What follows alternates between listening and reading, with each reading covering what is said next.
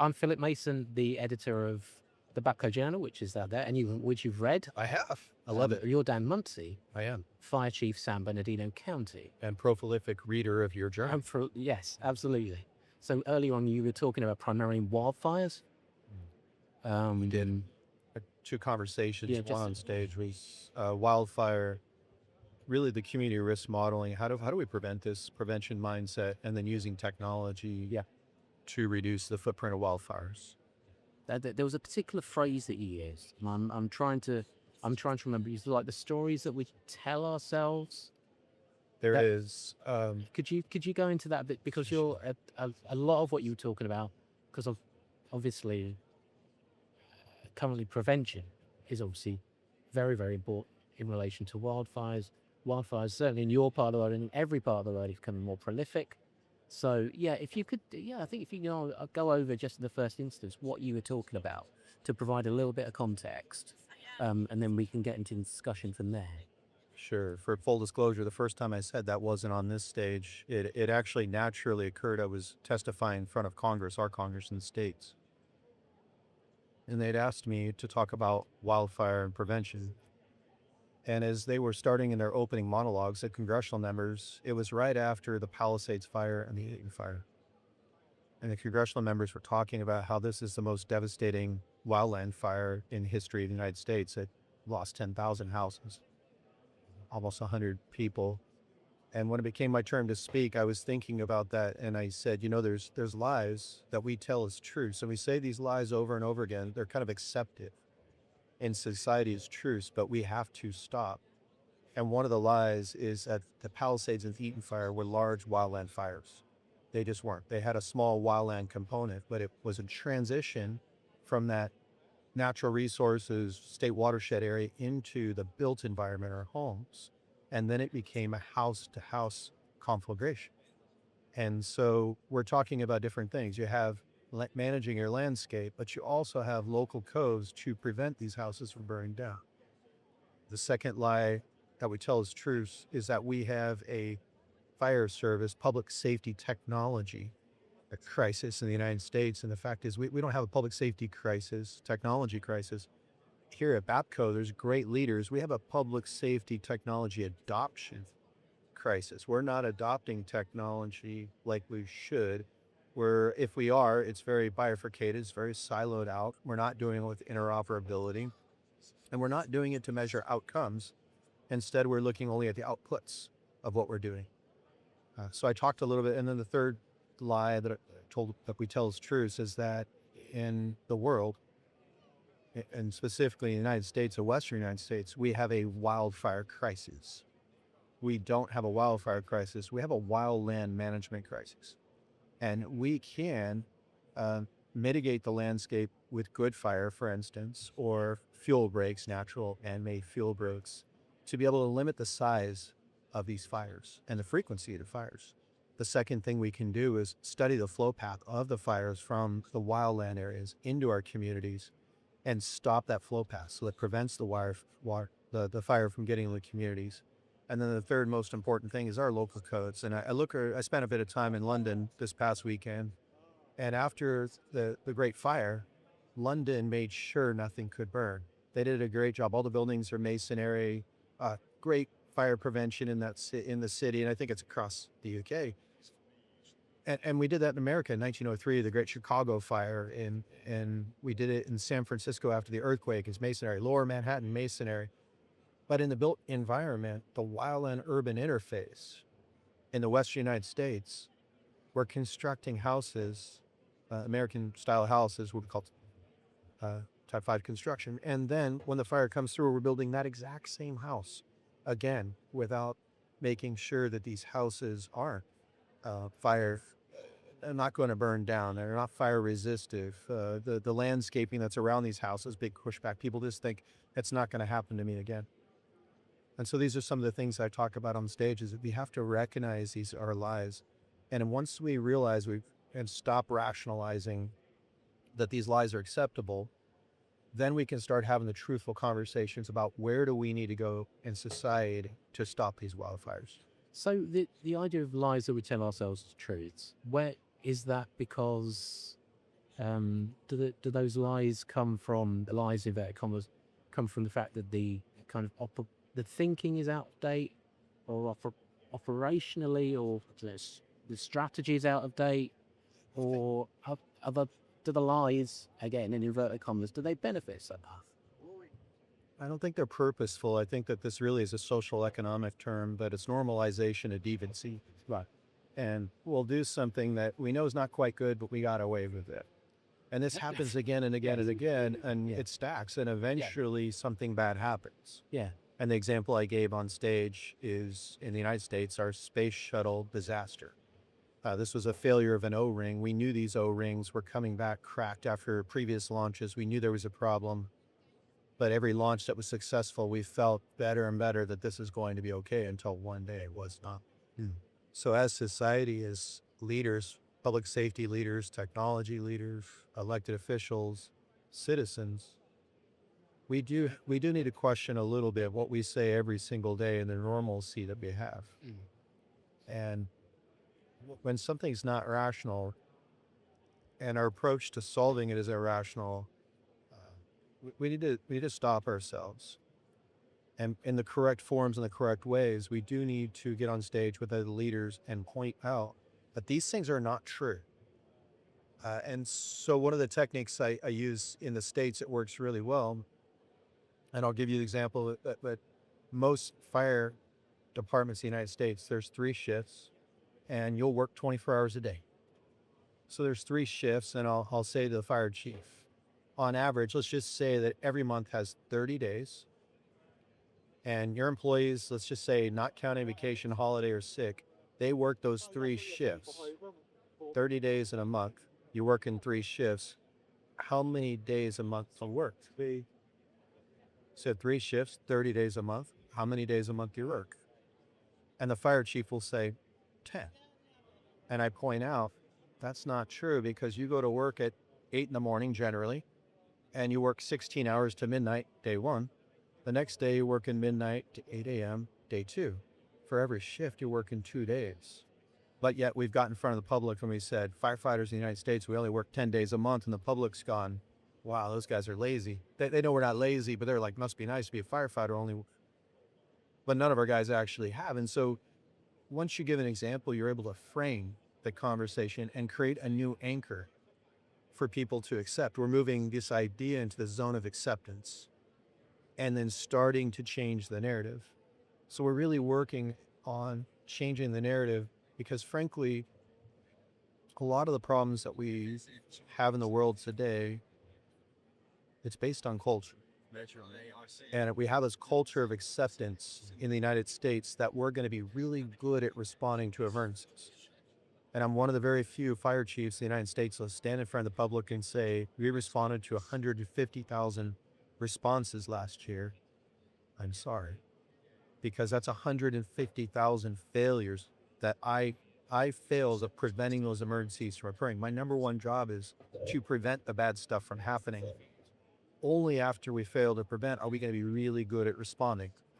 And in my jurisdiction, I'm very proud of the men and women that work for us. We are good at responding, but we have to change that mindset throughout the United States and the world on how we approach wildfires, or we're going to continue to see greater and greater, more devastating wildfires than ever before. So why would the emphasis be on response rather than, from a cultural perspective? Is there a kind of, I'm using a lot of inverted commas here, is kind of hero culture, or Sure. is it something different? Well, it is definitely a little bit like that. When you become a firefighter in the United States, the brochure for the job shows a firefighter rushing into the fire. Well, shows the firefighter carrying somebody out of the fire. It shows a devastation, disaster. And there's a sense, as firefighters, we truly, I always say it's not a job. A job is when we get a 911 call, a 999 call. Okay, that's a job. Yeah. And it's not a career. It certainly is. It's generally 30, 40 years in the United States. And it's not a profession. I mean, yes, it is a profession, but it's more than that. It's a calling. And this calling brings people together that want to help people in their greatest need. That's one reason. So it's the culture of how we're hired and how we view ourselves. We want to hold you in your great esteem. It's not as rewarding when you're preventing something from happening. Okay, it should be, but it just psychologically isn't. Yeah. The second is when there's smoke in the air, let me tell you, it's a very lucrative business, because now the government will come in and say, hey, we need to give you more money for new helicopters, new bulldozers, new fire stations, new people, new fire engines, new technology. But as you prevent the smoke in the air, now you're moving into cost avoidance. Cost avoidance doesn't pay as much. So while You touched on that. I did. One Yeah, of the audience members happened to be an economist, and I just frankly said, I love economists. And here's a quick example of why, because we need to show the economic value of what we do. Yeah. And as an industry, we just don't. That's not what we're here for. We are here to help you when you have your worst day of your life. And so those are the kind of the reasons I think why that mindset doesn't exist on. I mean, certainly there's not a firefighter out there who'll say, I don't want to prevent a fire. They do. But the actions that we're undertaking are not enough. They're minimal at best. And we'll talk about the roadblocks that we see. The environmentalist laws, the conservation, we don't own that land, or there's a species or habitat act, or the air quality management district, or this is my jurisdiction, my taxpayers pay for this jurisdiction. And if you're looking just by jurisdiction, now you have a patchwork quilt of state, federal, just in the federal agencies alone, there's 6 different fire departments, and every one of them owns land differently. And so if you view that mindset, you'll always say, wow, it's just too much. Let's focus on response. Doesn't really make any sense, does it? In the current environment, we're talking about wildfires, but generally, you mentioned the idea of the property burning down in the wildfires that you've been talking about, and then building back exactly the same. What's the idea? What's the rationale behind it? What could be the rationale behind it? We're the 3rd highest rated disaster county in the United States, and I'm not proud of that, but it is taught me a lot. And I've been to a lot of natural disasters. And generally, when you have the community meetings after the natural disaster, you'll often hear from somebody that lost a house, whether it's on wildfire, maybe an earthquake or flooding, mud flows. And you just feel terrible for them. And they tell you their story, but then a month later, they just want to get back to their lives. They want to get back to normalcy. They want what they had. And so it's not infrequent to go to a meeting after a wildfire and have somebody say, I lost my house in 1995. I lost my house again in 2000. I lost my house again in 2005. This is my 4th time I've lost my house. And they say, we're getting really good at evacuating. Well, the idea is not to get great at evacuating. The idea is to prevent the fire from ever threatening your house in the first place. And what is predictable is preventable. In the United States, the conversations I've surfaced to some of the congressional members and the various agencies is that we have very siloed out leadership viewpoints. I'm going to take care of my mission. This is what we do. Who's in charge? So President Trump has put forth some really good executive orders that have given direction. But you'll still see some of these agencies saying, we can't do that because of this law or this policy, this procedure. We don't have good alignment across the United States, and I would dare say the world, to accomplish this very, very big vision. So we need to continue to change the leadership mindset, the management mindset. We've got to start at the firefighter level and literally indoctrinate. I don't want to use that term, but that's what we need to do. That into that prevention mindset, into the mindset that we're going to work together on very hard problems. We're going to create interoperability. We're going to share data across boards so that we can focus on the outcome of limiting these very devastating fires. From how long have you been? You've been to the UK before, I guess. I never have. Have It's you my not? first trip. Right. Just spent, like I said, the last couple of days in London. Loved it. Yeah. Loved it. Yeah. Have you? You haven't had the chance, by the sounds of things. But in terms of what you've seen today, and maybe conversations that you've had with UK, because UK Fire and Rescue Service went towards prevention very long time ago. So I'd be interested to know what conversations you've had, if any. You may not be one really had the chance to pursue. I really haven't. Now I've studied UK and how they approach what we call community risk reduction. Yeah. How they deploy their resources. It's such a fascinating, fantastic culture, completely different than the United States. And we're slowly working to change our culture into that preventive mindset. But you do a fantastic job. I did spend some time studying some of the wildfires that have occurred in and around London lately. Yeah. Super interesting. And I think about why. And I think back on a conversation that I had with the Maui, Hawaii Fire Chief, Jeff Murray, and he was talking about Lahaina and that fire. And he said, Dan, that fire has actually occurred numerous times over the years, but we had the sugarcane plantations. And the sugarcane plantations, the fire would get there and terminate. But the sugarcane plantations have now moved. And so it's not there. And now we had this devastating fire to not terminate where we thought it would. And across the world, we're seeing that to some extent. Farming communities that could have protected the environment are no longer farming around areas that could be sensitive to wildfire. That's part of the problem. The second is, how do we manage the land? How are we imbuing? I grew up as a rock climber. I live in Joshua Tree. I love the environment. But some of the environmental policies, as a firefighter, I look at it and say, this is completely destructive. If we cannot allow what we call good fire, or natural fire, to burn through this area, if instead we keep extinguishing it, and in our forests, in and around our communities where there may have been 100 trees per acre, now there's 300 or 400 trees that are all competing for the same water. It's very low fuel moisture that creates then explosive conditions. We need to have open dialogue with the conservation communities out there. What are we trying to do? What is the outcome?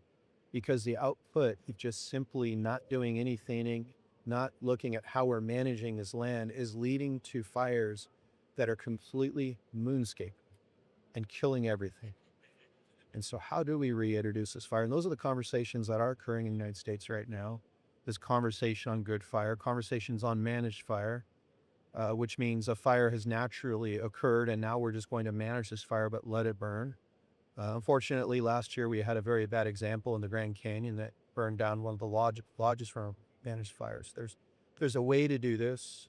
It takes a lot of training, takes a lot of experience, but we're continuing to learn and innovate, and we have to. We have to do this on a worldwide scale. What part does technology play in this? A lot. So prevention, there's some great software that's out there and that we use to look at the wildland flow paths in the communities and to start assigning risk to these communities, and then start putting in, using fire behavioral modeling software. If we did our fuel breaks here, if we did a mechanical thinning here, what's the outcome? Are we going to prevent 100 houses from burning down? So you can start looking at your return on investment and start demonstrating to policy makers, this is why we're making these decisions. So prevention, and that's one example on prevention. Response, when you have a common operating picture where all responders have the interoperability, so they know where the natural disaster is, and I'll use fire perimeter, they know where the resources are. They understand what the goals and the priorities are. When you put everybody on that common playing field, you're able to respond a lot more efficiently to mitigate emergencies. And then finally, after your primary emergencies, you often have secondary emergencies. In a wildfire, for instance, on a very hilly slope, the water is going to want to, a very hot fire will create what's called hydrophobic soil, meaning the water won't soak in the soil. Instead, it's going to run off that soil and take all the debris with it, called mudslides. So evaluating the secondary emergencies, doing better after action reviews, and on stage, I kind of demonstrated how we're using robotics, and in this case, aerial robotics that are on the incident, stitching together all our information, creating 3D modeling, creating that digital twin. And then in that digital twin environment, we can now back it up and say, what if we had made this decision instead of this route? And then see what the outcomes are using fire behavioral modeling. So we're going to make better decision making using a lot of the analytics, artificial intelligence, for instance. We're going to have better post-incident analysis, and we're going to have better training on the backside because some of these tools have put that's just scratching the surface of what's available. I can spend 4 hours talking robotics with you. Yeah. Well, I mean, I guess that's in relation to both the preparation, planning, and response piece, isn't it? It really is. Yeah. Well, with robotics, we tend to think of a hierarchy of robotics. You can kind of think like species, kingdom, phylum. We think aerial, and just in the aerial robotics, you have heavy lift for logistical delivery. You have suppression drones or retardant drones. You have mission drones. You have communication drones that can set communication bubbles. And then you think on the surface level, you have tracked, you have quadruped, you have biped, and there's many use cases you can break it down. And we have aquatic too. And we use our aquatic drones, for instance, there's a drowning victim. We want to know where they are, and we want to be able to take them to surface immediately versus waiting for human divers to arrive on. So you can. Sure. Yeah. I mean, as you say, we could sit and we could talk for a long time about this. Okay. Or you could. Yeah. But But yeah, so with the conversation drawing to a close. I don't know if there's anything else you want to add, or I just really want to thank Babco for inviting me to come out and speak. It's a complete honor. I've never been to the UK before. I promise you, it's not my first visit. Watch out. are you here for long? I'm going to stay. So we're staying a total of 10 days. My wife is a complete English history nerd. Right. Like if you want to know anything about the Tudors, she's your girl. Where are you going to be? Just out of interest. Well, so not that portion of English history, but I'll tell you the most fascinating was Winston Churchill's war rooms in London. Oh, but you went, did you? Fantastic. Yeah. And they still have the original maps on the wall. The lesson there that I think we can still from Winston Churchill was how he formed his wartime cabinet using a lot of his opposition. But he brought the best people in the room, and he brought them into a centralized environment. We can do this virtually today, but in the war rooms. And then he got everybody on the same page using maps and a plan. He brought all his intelligence there. And so what is it today? It's bringing in people with different backgrounds. It's bringing them into the conversation and giving them that vision, developing a plan. The maps are demonstrating the outcomes that you're achieving. You're demonstrating your successes as we move towards a better future. Multiple points of view as well. It is. And then went to Tower of London, fascinating, and then Westminster Abbey, which, let me tell you, looks a lot different on TV. I had no idea there's 3,300 people buried there. Amazing. Yeah, I mean, Sir Isaac Newton, over here Charles Darwin. I didn't know Charles Darwin was buried in a church right in between Stephen Hawking. So fantastic time. We're really looking forward to the rest of our visits to the UK, and very grateful to be here and have this conversation. Yeah, excellent. Yeah, at the beginning of your I've just been thinking at the beginning of your presentation, you said that you were funny. I don't know about funny. So I've been weighing, while you've been speaking, I've been weighing up whether or not to ask you to tell us a joke. But I think you don't want my joke. I'll offend all your viewers. So I've got the American humor, and I popped some out on stage, and everybody was laughing. But I told them I'm extremely dry humor, so unless you're French, you're gonna love me. Yeah, I remember you saying that. Well, but he's safe around me. We'll leave it there. Dan, thank you very much. Thank you so much for It's been very interesting.